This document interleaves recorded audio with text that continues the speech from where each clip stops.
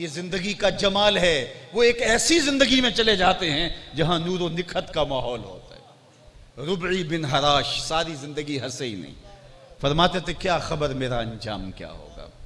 جب تک یہ یقین نہ ہو، اہل اللہ کو ہم نے دیکھا جب ان کے پاس جاتے ہیں جن کی ساری زندگی تقوی سے عبادت، ابھی راستے میں بات ہو رہی تھی، وہ خاتمہ بالایمان کا کہتے ہیں، میرے بارے دعائیں کیجئے، ساری زندگی تقوی سے عبادت، ایک ایک لمحہ محبوب کے نام لگا دیا، لیکن پھر بھی کہتے ہیں کہ بس میری آخرت، میری اخروی زندگی کے لیے دعا کرنا۔ کتاب الایمان اٹھائیے، بخاری فرماتے ہیں ابھی ملیکہ کہ میں 30 اصحاب سے ملا ہوں، تابعی ہیں، کہتے ہیں 30 اصحاب سے ملا ہوں، اور میں نے ہر ایک کو اپنی آخرت کے بارے سخت فکر مند پایا ہے۔ سب کہتے تھے میرا انجام ٹھیک ہو جائے، میرا انجام ٹھیک ہو جائے۔ رنگا رنگ سہیلیاں پرن کڑے، پر پریا اوستا جانیے جس دا توڑ چڑھے۔ کتنے لوگ ہیں، کتنے مقامات رفیع پہ تھے، لیکن آخرت خراب ہوگی۔ ہمارے سامنے بلعم بن باورہ کی مثال ہے، مستجاب الدعوات ولی تھا بنی اسرائیل کا، ہاتھ اٹھا کے دعا مانگتا اور ہاتھ منہ پہ بعد میں پھیرتا، قبولیت پہلے ہو جاتی، لیکن پھر اسی کے بارے میں کہا گیا مثلہ کمثل الکلب، اس کی مثال کتے کی مثال ہے، زبان لٹک گئی، مٹی چاٹتا تھا۔ قرآن نے کہا اس کی مثال کتے کی مثال، اسی لیے میاں صاحب بولے پڑھنے اتے مان کرینا تے نہ آکھی میں پڑھیا، او جبار کا ہار صداوے متا روڑ دیوے دودھ کڑے۔ جب تک یہ یقین نہ ہو کہ میرا انجام کیا ہے۔ بایزید بسطامی علیہ رحمہ سے بڑھیا نے پوچھا تھا کہ حضرت ایک مسئلہ پوچھنے آئی ہوں، کہا پوچھئے، کہا آپ کی داڑھی اچھی ہے یا میرے گدھے کی دم اچھی ہے؟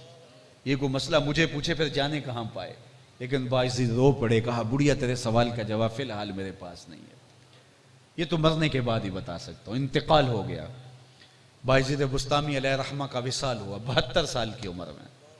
یہ عمروں کا بڑا ہو جانا یہ اللہ کی نعمت ہوتی ہے کہ کوئی بندہ صالحیت کے ساتھ لمبی زندگی پائے، اس کا وجود نافع ہو اللہ کی مخلوق کے لیے، اس کا وجود نفع بخش ہو دین کے لیے، اور اس کو اللہ عمر دراز بھی عطا کرے۔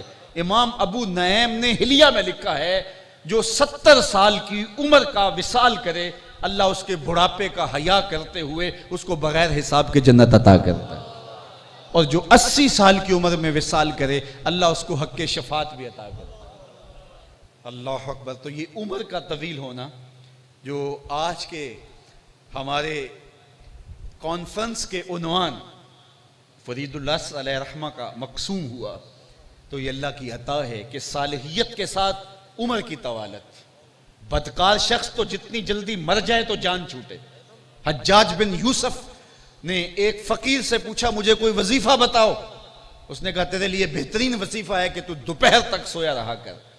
اس نے کہا یہ کوئی وظیفہ ہے دوپہر تک سویا رہنا؟ کہا کہ تیرے ظلم سے لوگ بچے رہیں گے، یہ تیرے حق میں بھی بہتر ہے اور لوگوں کے حق میں بھی بہتر ہے۔ شیخ سعدی فرماتے ہیں جس کا سونا اس کے جاگنے سے بہتر ہے، اس کا جینا اس کے مرنے سے بہتر ہے، اس کا مرنا اس کے جینے سے بہتر ہے۔ تو جس کا مرنا اس کے جینے سے بہتر ہے اس پہ افسوس۔ اور یار وہ شخص جس کی نیند بھی عبادت ہو، جس کے شب و روز عبادت ہوں، تو اس کا ایک ایک لمحہ اللہ کی مخلوق کو زندگی دیتا ہے۔ اللہ اکبر۔ 72 سال کی عمر میں بایزید بسطامی کا انتقال ہوا، بڑھیا کو خواب میں ملے، اس نے کہا حضرت میرا سوال وہی کھڑا ہے۔ تو حضرت بایزید نے کہا کہ اللہ کا شکر ہے میرا خاتمہ ایمان پہ ہو گیا، اب تیرے گدھے کی دم کو میری داڑھی سے کیا نسبت ہو سکتی ہے؟ اس نے کہا حضرت بتائیے آپ کے رب نے آپ کے ساتھ سلوک کیا کیا؟ تو حضرت بایزید بولے کہ جب میں مالک کے روبرو حاضر ہوا تو میرے مالک نے کہا اے بوڑھے بتا میرے پاس کیا لے کر آیا ہے، اے بوڑھے بتا میرے پاس کیا لے کر آیا ہے؟ تو میں نے جواباً عرض کی مالک جب بادشاہوں کی چوکھٹ پہ فقیر آئیں تو شہنشاہ یہ تو نہیں پوچھا کرتے کیا لے کر آئے ہو، فقیروں کو تو بادشاہ یہی پوچھتے ہیں کیا لینے آئے ہو، لے کر کچھ نہیں آیا تیری رحمت لینے آیا ہوں، اللہ نے بغیر حساب کے میری مغفرت فرمائی۔ اللہ اکبر۔ تو جب تک یہ یقین نہ ہو کہ میرا انجام کیا ہے تو دھڑکا لگا رہے، یہ مومن کی زندگی ہے۔ حضرت روبی ساری زندگی ہنسے ہی نہیں، فرماتے کیا خبر میرا انجام کیا ہوگا۔ خیر موت تو برحق ہے، پیغام اجل آ گیا، موت آ گئی۔ تو ربی بن حراش کے بھائی غسال کو بلا لائے. ربی کہنے لگے میرے بھائی کو غسل دے دو، یہ تابعی ہیں، میرے بھائی کو غسل دے دو. اور وہ غسل دینے کے لیے داخل ہوا تو فوراً پلٹ آیا. کہا اتنی جلدی؟ کہا یار تیرا بھائی بڑا عجیب ہے. کہا ہوا کیا؟ کہا نحنو نغتسلہ وہو یتبسم، ہم اس سے غسل دیتے ہیں وہ آگے سے مسکراتا ہے. کہا میرے بھائی نے قسم کی ہوئی تھی جب تک اچھا انجام نہیں دیکھوں گا نہیں مسکراؤں گا. تو آج مرنے کے بعد اس کے چہرے پہ جو مسکراہٹ آ گئی ہے تو پھر اس کا مطلب ہے اس کا انجام بخیر ہو گیا. ہمارے استاد ایک شعر پڑھا کرتے تھے، مرن تو بعد جے ہو جائے میرا، مرن تو بعد جے کر ہو جائے چہرہ میرا تازہ، سمجھ لینا کملی والے پڑھیا آپ جنازہ. اللہ اکبر. تو کہا کہ یہ مسکرا رہا ہے تو اس نے قسم کی ہوئی تھی جب تک اچھا انجام نہیں دیکھوں گا تب تک مسکراؤں گا نہیں. تو اس نے انجام بخیر دیکھ لیا. پورے شہر میں شور مچ گیا. کئیوں نے کہا گھڑی ہوئی کہانیاں ہیں، بھلا بندہ مرنے کے بعد بھی مسکرا سکتا ہے. بعض نے کہا یار بندہ تو اچھا تھا، ہو سکتا ہے اعزاز ملا ہو. ایک بہت بڑا ہجوم بن کے ان کے گھر کا رخ کرتا ہے. کچھ محض تماشائی ہیں، کچھ شوق دیدار میں آئے ہیں، کچھ تحقیق و جستجو کرنا چاہتے ہیں، کچھ ویسے لوگوں کو دیکھ کر کے ساتھ چل پڑے ہیں. جب ایک بہت بڑا ہجوم گھر میں داخل ہوا، قبل اس سے کوئی اہل خانہ سے سوال کرتے، اتنے میں کفن دے کے غسل دے کے ربعی بن حراش کو چارپائی پہ ڈالا جا چکا تھا. یہ داخل ہوئے قبل اس سے کہ یہ کوئی سوال کرتے. ربعی بن حراش نے کفن ہٹایا اور ہاتھ اٹھا کے آنے والوں سے مخاطبہ کرتے ہوئے کہا السلام علیکم. لوگ حیرت میں ڈوب گئے. وعلیکم السلام اتتکلم بعد الموت، عجیب بات ہے مرنے کے بعد باتیں کر رہے ہو؟ قال نعم اتکلم بعد الموت، ہاں ہاں مرنے کے بعد باتیں کر رہا ہوں. لوگوں نے کہا بتا تیرے رب نے تیرے ساتھ سلوک کیا کیا؟ تو ربعی بن حراش کہتے ہیں، قاضی ایاز مالکی نے لکھا، امام ابو نعیم نے لکھا، امام سہیلی نے روض الانف کے اندر لکھا، امام سیوطی نے لکھا، اور بھی باقی لوگوں نے لکھا ہے. تو ربعی بن حراش بول کے کہنے لگے، انہوں نے کہا کہ عجیب بات ہے کہ مرنے کے بعد باتیں کر رہے ہو. قال نعم اتکلم بعد الموت، ہاں ہاں مرنے کے بعد باتیں کر رہا ہوں. عرش فرش تے بانگا ملیاں تے مکے پہ گیا شور، بلے شاہ اسا مرنا نہیں تے گور پیا کوئی ہور، فالا نحیینہ حیاتا طیبہ، ہاں ہاں مرنے کے بعد باتیں کر رہا ہوں. لوگوں نے کہا بتا تے رب نے تیرے ساتھ سلوک کیا کیا؟ تو ربعی بن حراش بول رہے جو انتقال کر چکا ہے، استقبلنی ربی غیر غضبان واستقبلنی بروح و ریحان. اس کے قدرت والے چہرے پہ کوئی غصہ نہیں تھا. اس نے روح و ریحان کے پھول میرے گلے میں ڈالے. لوگوں نے پوچھنا شروع کر دیا. شکر ہے ایک مرنے والا بول پڑا. کوئی ادھر کی بات پوچھ رہا ہے، کوئی ادھر کی پوچھ رہا ہے. امام ابو نعیم لکھتے ہیں حلیہ میں کہ جب سلسلہ ایک کلام طول پکڑنے لگا تو ربعی بول کے کہنے لگے عجلوا بی ولا تؤخروا بی لأن ابا القاسم ينتظر علی الصلاۃ، دیر نہ کرو مجھے جلدی قبرستان میں لے جاؤ، تم مجھے باتوں میں لگا رہے ہو، امام الانبیاء میرے جنازے کا انتظار کر. عرش فرش تے بانگا ملیاں تے مکے پہ گیا شور، بلے شاہ اسا مرنا نہیں تے گور پیا کوئی اور، فلا نحیینہ حیاتا طیبہ. آؤ میں اور آپ یہ عہد کریں کہ ایسی زندگی گزاریں کہ مر کے بھی نہ مریں. ایسی نہیں کہ جیتے جی ہم مرے ہوئے ہوں، ہمارا وجود زمین کا بوجھ ہو اور دھرتی کے اوپر لوگوں کے لیے جو ہے وہ اذیت کا سامان بنا رہے.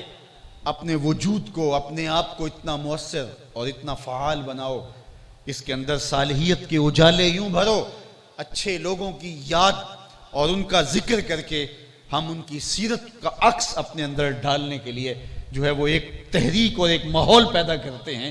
اسی لیے ان کی یادیں منائی جاتی ہیں، ان کا ذکر کیا جاتا ہے. ورنہ وہ تو جس ناز میں ہیں، جس ماحول میں ہیں اور جس رحمتوں کے حصار میں ہیں اور جس کرم نوازیوں کے اجالوں میں ہیں، ہمارے لفظوں کی انہیں نہ ضرورت ہے اور نہ انہیں کوئی چاہت ہے. یہ تو ہم اپنے لیے ایک ماحول پیدا کرتے ہیں. یار اگر وہ اس زندگی، اس عارضی زندگی کو مالک کے نام لگا کے ابدی سعادتیں حاصل کر جاتے ہیں تو آئیے ہمیں بھی اپنی زندگی اللہ اور اس کے رسول کے نام پہ لگا دینی چاہیے. ایک ایک سانس اللہ اور اس کے رسول کے نام وقف کر دیں اور ہمارا رویہ، ہمارا طرز زندگی، ہمارا انداز معاشرت اتنا خوبصورت ہو کہ ہم دور سے حضور کے غلام دکھائی دیں. ہمارے استاد فرمایا کرتے تھے یہ نہ ہو کہ لوگ تمہیں پوچھیں تم کون ہو اور تمہیں بتانا پڑے کہ جناب ہم مسلمان ہوتے ہیں، یہ دیکھو مذہب کے خانے میں اسلام لکھا ہے. آپ فرمایا کرتے تھے صاحب کسی کو پوچھنا نہ پڑے اور تمہیں بتانا نہ پڑے، تمہاری وضاحت، تمہارا طرز زندگی، تمہارا انداز معاشرت ایسا ہو، تم دور سے چلے آ رہے ہو، لوگ دیکھ کے کہیں حضور کا غلام آ رہا ہے۔ کتاب کا نام ہے بشر القیب فی لقاء الحبیب، امام سیوطی علیہ رحمہ اس میں ایک روایت لائے ہیں۔ ایک شخص مرنے کے بعد جب قبر میں اتارا گیا تو نکیرین آ گئے، انہوں نے کہا من ربک ما دینک کا سوال شروع کر دیے۔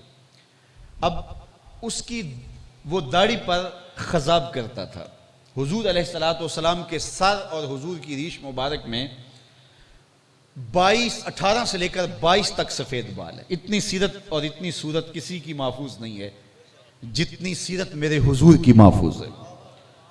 سر اور مبارک داڑھی میں 18 سے لے کر کے 22 تک مختلف روایات ہیں، حضور کے سفید بال تھے، ان کو سرخ مہندی کا حضور وسمہ کیا کرتے تھے۔ تو وہ شخص بھی حضور کی سنت کو ادا کرتے ہوئے اس سفیدی کو سیاہی جو ہے وہ سرخی میں بدل دیتا۔ اب جب وہ قبر میں اترا، نکیرین آئے، تو ایک نے سوال کیا من ربک ما دینک، تو دوسرے نے اس کو بازو سے پکڑ کے اپنے ہی ساتھی سے کہا اس سے سوال کر رہا ہے، تجھے نظر نہیں آ رہا اس کی داڑھی میں اسلام کا نور چمک رہا ہے؟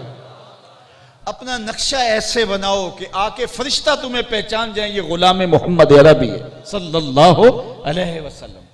نہ یہ کہ لوگوں کو بھی پہچاننا مشکل ہو کہ ہم مسلمان ہیں یا نہیں ہیں، اپنا طرز زندگی اور اپنا انداز معاشرت ایسا بناؤ۔ میرے حضور قبلہ عالم شیخ طریقت کا ایک شعر ہے، یاری لا تو پاک نبی سنگ اے پر پوری یاری۔ ذرا دیکھیے، یاری لا تو پاک نبی سنگ اے پر پوری یاری، پھر درود قبول ہے تیرا لکھ نہ لو ایک واری۔ تیرا طرز زندگی درود پڑھ رہا ہو، تیرا رواں درود پڑھ رہا ہو، تیرا طرز زندگی، تیرا طرز معاشرت درود پڑھ رہا ہو، اور پھر تیرا ایک مرتبہ درود پڑھنا حضور کی قربت کا سبب اور ذریعہ بن جائے گا۔ لیکن میرا انداز زندگی تو غیروں کے طرز پہ ہو اور زبان پہ نام حضور کا ہو، تو حضور تو جانتے ہیں چوں بنا میں مصطفیٰ خانم درود، از خجالت آب می گردد وجود، عشق می گوید کہ محکوم غیر، سینائے تو از بتا مانند دیر، تا نداری از محمد رنگ و بو، بر زبان خود میالہ نام او۔ جب تک آپ اپنے اندر تبدیلی پیدا نہیں کرتے، اپنے طرز زندگی کو ان کے قدموں میں قربان نہیں کر دیتے، تمہارا انداز معاشرت نہیں بتاتا تم غلام محمد عربی ہو، تو پھر کس طرح ان کا نام لینا تمہارے لیے زیبا ہے۔ آئیے میں اور آپ اس عظیم المرتبت کانفرنس کے اندر یہ عہد کر کے اٹھیں کہ جو زندگی گزار چکے وہ گزار چکے، آنے والی ایک ایک سانس حضور کے نام کر دیں گے۔ پھر تمہاری ناز برداریاں کی جائیں گی اس دنیا پر بھی اور قبر میں بھی اور آخرت میں بھی، ورنہ دنیا کے اوپر کتنے آئے اور چلے گئے اور پھر ان کی ہڈیوں کے نشان بھی باقی نہ رہے۔ اگر آپ سرخرو اور کامیاب ہونا چاہتے ہیں، اگر آپ بامراد ہونا چاہتے ہیں، میں آپ کو بتاؤں کہ یزید بھی تو تھا، لیکن آج تخت و تاج ہونے کے باوصف اس کا نام سوائے دشنام کے باقی نہیں رہا، اور وہ جس کی لاش پہ بھی گھوڑے دوڑ گئے اور جن کے سروں کو نیزوں کی نوک پہ چڑھا دیا گیا، آج دل کی دھڑکنوں کے اندر بستا ہے تو حسین ابن علی بستا ہے۔ تو پھر مجھے بتائیے کہ زندگی میں سرخروئی کس کا نام ہے، زندگی میں کامیابی کس کا نام ہے؟ میں آپ سے پوچھوں کہ جس زمانے میں میرے حضور آئے اس زمانے کے خاقان کا نام کیا تھا؟ اتنا بڑا مجمع تا حد نظر لوگ شاید مجھے ایک بھی نہ بتا سکے۔ میں پوچھوں چلو مجھے یہ بتائیے اس دور کے کیسر کا نام کیا تھا؟ تو عالی مرتبت علماء کرام جو تاریخ کا گہرا مطالعہ رکھتے ہیں وہ تو مجھے ضرور بتائیں گے، لیکن جو تاریخ سے ربط نہیں رکھتا وہ کہیں جناب آپ ہمیں کس راستے پہ ڈال رہے ہیں، کس پینڈے پہ ڈال رہے ہیں، ہمیں کیا غرض اس سے، اس کا نام ہم کیوں یاد کرتے؟ اچھا میں پوچھتا ہوں جس زمانے میں میرے حضور آئے اس نام کے کسرا کا نام کیا تھا؟ اس دور کی سپر طاقت تھی، لیکن آج اس بھرے مجمع کے اندر شاید ہی مجھے کوئی کیسر کا نام بتائے، شاید ہی مجھے کسرا کا نام بتائے، شاید ہی مجھے خاقان کا نام بتائے۔ اور اگر میں اس مجمع میں سب سے کم عمر بچہ ڈھونڈ کے اسے پوچھوں کہ میرے حضور کے مؤذن کا نام کیا تھا، تو وہ سر اٹھا کے بلال حبشی کا نام لے گا یا نہیں لے گا؟ یار کیسر کا نام تو کسی کو نہیں آتا، کسرا کا نام تو کسی کو نہیں آتا، خاقان کا نام تو کسی کو نہیں آتا. یہ اس دور کی سپر طاقتوں تھی اور اس کے حکمران تھے، لیکن بلال کا نام بھی نہیں مرا، اس کا پیغام بھی نہیں مرا، اس کی اذان بھی نہیں مری. اقبال یہاں تڑپ اٹھا، اقبال یہ کس کے عشق کا فیض عام ہے، رومی فنا ہوا حبشی کو دوام ہے. اقبال یہ کس کے عشق کا فیض عام ہے، رومی فنا ہوا حبشی کو دوام ہے. شہنشاہ روم کا نام بھی زمانے کو یاد نہیں، اور بلال کا نام آج بھی دلوں پہ لکھا ہوا ہے. تو اگر ان کے ہو جائیں گے تو مٹنے نہیں پائیں گے. دنیا پہ کتنے آئے، نام بھی باقی نہ رہا، اگر رہا بھی تو سوائے دشنام کے، نام باقی نہیں. تو آؤ اپنے آپ کو صالحیت کی راہوں کا مسافر کرو، اپنے آپ کو نیکی کی راہ پہ ڈالو، پھر تمہاری زندگی نور کے سانچے میں ڈھل کر کے ایک حالہ نور بن جائے گی. پھر تم زبان سے بولو نہ بولو، تم جس گلی سے بھی گزرو گے اس گلی میں بھی روشنی پھیلتی چلی جائے گی. تمہاری خاموشی بھی تقریر ہوگی، تمہارا بولنا بھی نور ہوگا، اور خلق خدا کے لیے تم ایک رحمت اور راحت کا سبب اور ذریعہ بن جاؤ گے. اس عظیم المرتبت کانفرنس کے اندر یہ عزم مصمم کر کے اٹھو کہ ہم اپنی زندگی اللہ اور اس کے رسول کے نام لگا دیں گے. اقبال کے سارے کلام کا رس نچوڑیں تو جو خلاصہ نکلتا ہے وہ یہ ہے کہ محمد سے وفا تو نے تو ہم تیرے ہیں، یہ جہاں چیز ہے کیا لوح و قلم تیرے ہیں. اقبال کہتا ہے حضور سے وفا کریں، پھر قلم بھی تمہیں دے دیں گے، تختی بھی تمہیں دے دیں گے. پھر تمہاری تقدیر کے فیصلے واشنگٹن میں نہیں ہوں گے، بلکہ خدا بندے سے خود پوچھے گا بتا تیری رضا کیا ہے. لیکن شرط ایک ہے کہ تم حضور علیہ السلام سے وفا کے رشتے کو مستحکم کر لو. آج اس ہستی کو خراج پیش کرنے کے لیے ہم یہاں جمع ہوئے، اور اتنا ہجوم عاشقاں اور اتنے لوگوں کی محبتیں نچھاور ہو رہی ہیں جس نے اپنے آپ کو حضور کے نام پر وقف کر دیا اور حضور سے وفا کے رشتے کو نبھایا. اللہ ان کی اولاد امجاد کو، ان کے تلامذہ کو اور ان کے لگائے ہوئے چمن کو ہمیشہ آباد رکھے، اور اپنی خاص کرم نوازیاں اس شہر، اس بستی اور اس علاقے کے شامل حال فرمائے. ہم جب چھوٹے ہوتے تھے تو ہم نے ساہیوال کا نام ہی حضرت کے حوالے سے سنا تھا. وہ تعارف تھے اس شہر کا، وہ عزت تھے اس شہر کی، وہ ناز تھے اس شہر کا، وہ فخر تھے اس شہر کا. اور آج بھی ان کا فیض بٹتا رہے گا اور اجالے پھیلتے رہیں گے. اللہ ان کے نقوش پاک کی برکتیں ہم سب کو عطا کرے. میں انہی اشعار کے ساتھ اپنی گفتگو کو سمیٹتا ہوں.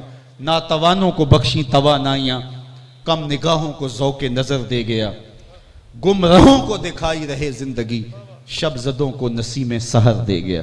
وآخر